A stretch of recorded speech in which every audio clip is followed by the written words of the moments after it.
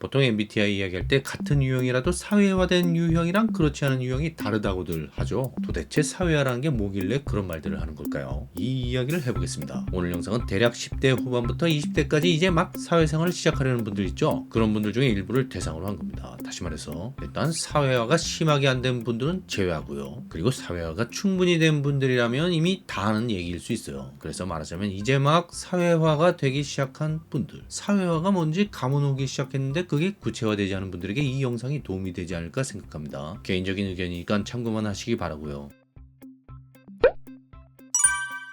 제가 왜 사회화가 심하게 안 된 분들을 제외한다고 했냐면요. 이런 분들한테는 좀 더 전문적으로 접근할 필요가 있거든요. 유튜브에 올라오는 10분짜리 영상 갖고는 힘들어요. 거의 도움이 안 됩니다. 비유하자면 고등학교에서 배우는 미적분을 초등학생 앞에서 이야기할 수 있냐는 거죠. 사회화도 그와 비슷한 거예요. 단계가 있다는 겁니다. 고등학생이라도 사회화 정도가 성인 수준인 사람이 있는가 하면 성인인데 중학생 수준인 사람도 있거든요. 고등학교 졸업했다고 미적분 문제를 다 풀 수 있는 게 아니듯 직장생활 시작했다고 다 똑같이 사회화가 되는 게 아니라는 겁니다. 입사한 지 딱 석 달 지났는데 몇 년 같이 일하는 것처럼 느껴지는 사람이 있는가 하면 벌써 몇 년 됐는데 여전히 신입 같은 느낌이 드는 사람도 있어요. 이게 왜 이런 차이가 나냐면요. 두 가지 이유가 있어요. 첫 번째는 규칙을 너무 안 지켜서 그럴 수 있고요. 두 번째는 규칙을 너무 잘 지켜서 그럴 수 있습니다. 자, 이게 무슨 얘기냐면 육아 심리학자들이 맨날 하는 말 중에 그런 게 있어요. 아빠하고 관계가 좋은 사람이 사회화가 잘 된다고요. 왜 그럴까요? 대체로 아빠가 엄마에 비해 사회 경험이 더 많잖아요. 뭐 지금이야 다 맞벌이니까 좀 안 맞는 얘기일 수 있는데 어쨌든 본질은 그겁니다. 누군가 이미 사회화된 사람한테서 배우는 거죠. 그냥 이론을 외우거나 정보만 전달받는 게 아니고요. 몸으로 그걸 체득하는 과정이 있다는 거예요. 쉽게 말해서 수영할 줄 아는 사람한테서 수영 배우는 거랑 비슷한 겁니다. 영어 할 줄 아는 사람한테서 영어 배우는 거랑 비슷하고요. 머리로만 하는 게 아니라 몸으로 익히는 거예요. 보통 엄마는 무조건적인 사랑을 대표하죠. 네가 어떻게 하든 널 사랑한단다. 이게 엄마고요. 아빠는 좀 달라요. 네가 이렇게 하면 너를 사랑하지만 저렇게 하면 너를 사랑하지 않을 거야. 이게 아빠예요. 에릭 프롬이 한 말이죠. 물론 현실의 모든 엄마 아빠가 다 이렇다는 게 아니고요. 융이 말하는 원형 개념에서 볼 때 그렇다는 거예요. 엄마의 원형이 있고 아빠의 원형이 있다는 겁니다. 다시 말해서 아빠의 사랑은 엄마의 사랑과는 달리 조건부라는 겁니다. 아빠와의 관계는 내가 어떻게 하느냐에 따라 좋을 수도 있고 나쁠 수도 있다는 거죠. 근데 사회가 그래요. 룰 같은 게 있다는 겁니다. 가장 대표적인 게 법이고요. 넓은 의미에서 도덕이나 관습 같은 것도 포함됩니다. 이런 규칙이나 질서에 익숙한 사람들이 사회생활을 잘해요.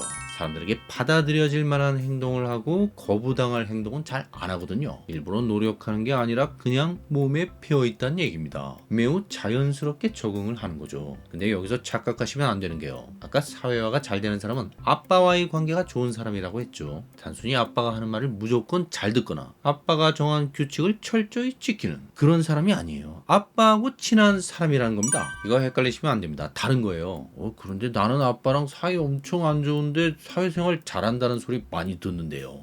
그럴 수도 있겠죠. 하지만 이런 사람은 아마도 아빠는 아니지만 자신이 본받을 만한 멘토가 있거나 어쨌든 사회화된 사람과 친해진다는 거예요. 그러면서 어렸을 때부터 각종 알바를 통해 일찌감치 사회 경험을 쌓으면서 시행착오를 통해 터득한 자기만의 노하우가 있는 경우가 많아요. 한마디로 고생을 좀 한 거죠. 무슨 얘기를 하고 싶은 거냐면 처음부터 잘하는 사람은 없다는 겁니다. 물론 사회성이 높은 성격은 있어요. 하지만 성격이란 게 선천적인 것과 후천적인 게 결합되어서 형성된다고 했잖아요. 이런 사람은 자기 성격이 형성되는 과정에서 사회화 훈련이라고 해야 하나요? 어쨌든 그런 걸 자기도 모르게 한 거예요. 그래서 그게 별로 어렵지 않은 겁니다. 왜 아빠하고 친한 게 중요하냐면요. 아빠하고 친한 애들은 그걸 아는 거예요. 아빠가 이래라 저래라 해서 피곤할 때도 있지만 그것만 하고 나면 아빠가 맛있는 걸 사주거나 용돈을 주거나 해서 좋은 것도 있어. 이런 식으로요. 그리고 아빠하고 친하다면 아빠한테 자기 생각이나 의견을 솔직하게 말할 수도 있죠. 다만 그걸 어떤 형식에 맞춰 말하자면 짜증내거나 성질 부리거나 이러지 말고 기본적인 예절이나 태도를 지켜가면서 말한다는 겁니다. 이런 게 익숙하거나 몸에 밴 사람들이 사회생활을 잘한다는 거예요. 왜? 사회생활이란 게 딴 게 아니라 다른 사람들과 함께 일을 하거나 노는 걸 말하는 거잖아요. 주로 일하는 걸 말하는 거죠. 이렇게 여러 사람들이 함께 일할 때는 어떤 규칙 같은 게 있어요. 그냥 말 안 해도 사람들도 다 아는 그런 게 있다는 겁니다. 아침에 처음 보면 인사를 한다든가, 거래처 미팅할 때 명함 교환하고 악수를 한다든가, 이런 에티켓 같은 거죠. 이런 건 어떤 직장에 가도 비슷한 거고요. 물론 요즘엔 직업의 세계가 너무나 다양해져서 일하는 분야에 따라 분위기가 많이 다르긴 하겠지만, 하여튼 사람들이 모인 곳에는 보이지 않는 규칙 같은 게 있어요.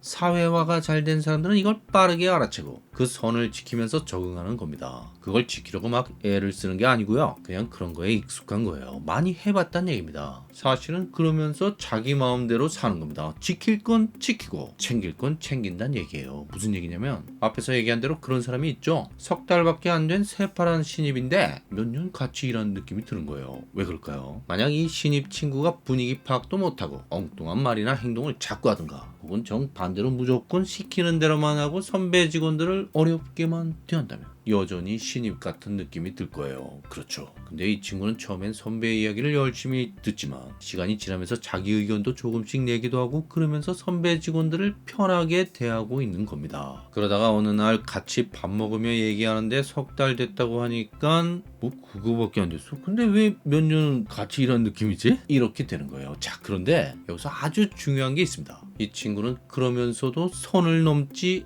않는 거예요. 사실 이게 어려워요. 상사나 선배를 편하게 대하면서도 선을 넘지 않는 것. 이건 많이 해봐야 할 수 있는 겁니다. 근데 어렸을 때 아빠를 상대로 그런 경험을 많이 해본 거예요. 선을 넘어서 아빠한테 혼나기도 하고, 선을 넘지 않으면서 아빠한테 자기 이야기를 자연스럽게 해보기도 하고, 이런 작은 성공과 실패의 경험이 반복되어 쌓이면서 몸에 밴 거란 얘기입니다. 직장에서는 참 이상한 일들이 많죠. 어떤 사람은 상사가 지시한 대로 하는데도 욕을 먹는데, 또 어떤 사람은 상사 지시를 그렇게 잘 따르는 것 같지도 않은데 칭찬받곤 하죠. 이게요, 똑같은 말을 해도 아다르고 어다르다고 분명히 존댓말인데 듣고 나면 기분이 더러워지는 경우가 있고, 꽤나 심한 농담을 듣고도 웃고 넘기거나 오히려 분위기 업되는 경우가 있습니다. 도대체 무슨 차이냐는 거죠. 그래서 그 얘기를 한 거예요. 아빠 말을 잘 듣는 게 중요한 게 아니라 아빠랑 친한 게 중요하다고요. 전자의 경우엔 말만 잘 듣지 친하진 않은 거죠. 그냥 겉으로만 관계가 유지될 뿐이에요. 그걸 나만 아는 게 아니에요. 그 사람도 아는 겁니다. 한마디로 좀 불편하고 어색한 관계죠. 근데 아빠랑 친하면 어때요? 말을 잘 들을 때도 있고 안 들을 때도 있지만 왜 그러는지 서로 아는 거죠. 사실 아빠도 인간이니까 실수할 때가 있잖아요. 아빠랑 친한 애는 그걸 아는 거예요. 서로 그런 부분을 이해하는 게 있기 때문에 실수를 좀 해도 봐주는 게 있어요. 친해지면 그렇게 된다는 겁니다. 그래서 규칙에 너무 매여도 문제라는 겁니다. 내가 상대를 어려워하면 상대도 나를 어려워하는 거예요. 내가 상대를 편하게 대하면 상대도 나를 편하게 느끼는 거고요. 그러면서도 선을 넘지 않는 거죠. 선배 대우할 때는 칼같이 하는 거예요. 사실 좀 이해가 안 가죠. 아니 저렇게 상사한테 개기는데 어떻게 관계가 좋지? 근데 결정적인 순간엔 확실히 당신이 보스라는 걸 인정하는 태도를 보여주는 거예요. 이 인간관계라는 게요, 알고 보면 다 이유가 있습니다. 그럴만 하니까 그런다는 얘기예요. 아빠 말을 잘 듣기만 한 사람은 세상에 직접 부딪혔을 때 어떤 혼란 같은 게 올 수 있어요. 왜냐면 나는 규칙을 잘 지키는데 다른 사람들은 별로 그런 것 같지 않거든요. 그리고 어떤 규칙이 있는 것 같기는 한데 그때그때 다를 때가 많고요. 팀장님은 이렇게 하라고 하는데 부팀장님은 저렇게 하라고 해요. 직장 내 파벌 때문에 어느 장단에 춤을 춰야 할지 모르겠다거나 어딜 가나 이런 일들이 있습니다. 사회생활 하는 건 아빠 말 듣는 것보다 훨씬 복잡해요. 정답 같은 게 없습니다. 매 순간 스스로 판단하고 선택해야 하죠. 그래서 경험이 중요한 거예요. 아빠랑 친한 사람은 아빠와 친해지는 과정에서 이미 사회화의 경험을 하게 됩니다. 사실 아빠와 조금씩 닮아가는 거예요. 친한 사람들은 서로 닮아요. 영향을 계속 주고받으니까 아빠의 경험 중 일부가 내 것이 된다는 뜻입니다. 근데 사실은 아빠와 친하지 않은 사람이 더 많죠. 하지만 좌절할 필요는 없어요. 말씀드렸죠? 결국 원리는 그겁니다. 어쨌든 사회화된 사람과 친해지는 거예요. 가까운 선배나 친구가 될 수도 있고요. 정 없으면 책에서라도 그런 사람을 찾으면 됩니다. 요즘엔 그런 책들 엄청 많죠. 성공한 사람들이 자신의 경험과 노하우를 알려주는 책들, 내가 관심 있는 분야에서 그런 책, 그런 사람들을 찾아보는 거예요. 그리고 계속 사회를 몸으로 부딪히며 경험해 보는 겁니다. 실패도 하고 성공도 하고 그러면서 배우는 거죠. 아빠랑 친하지 않아도 사회생활 잘하는 사람들 많아요. 물론 고생은 좀 하죠. 시행착오가 필요합니다. 어쩔 수 없어요. 그냥 되는 건 없습니다. 아빠랑 친한 애들도 어린 시절에 다 그런 과정이 있었던 거예요. 일찍 경험하냐 늦게 경험하냐 그 차이일 뿐입니다. 방향만 제대로 잡으면 시간이 훨씬 단축될 거예요. 한마디로 지켜야 할 룰이 있는 관계에 익숙해지는 것, 그게 바로 사회화라는 겁니다. 자, 그럼 사회화 잘하시고요. 여기까지입니다. 구독과 좋아요 부탁드리고요. 의견이나 질문을 댓글로 남겨주세요. 감사합니다.